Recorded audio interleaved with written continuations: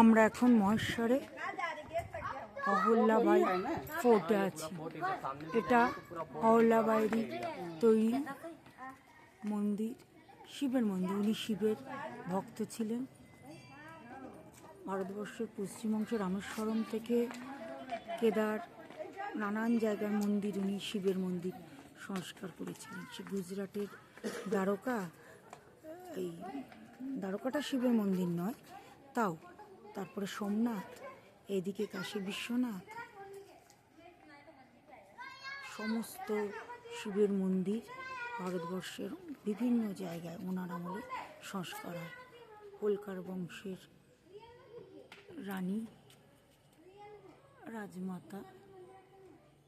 ভিতরে মিউজিয়াম দেখলাম, গ্যালারি দেখলাম। এই পাশে নর্মদা নদী বয়ে চলেছে। এটা ফোর্টের ঢোকার গেট। এই রাস্তা দিয়ে আসলাম আমরা।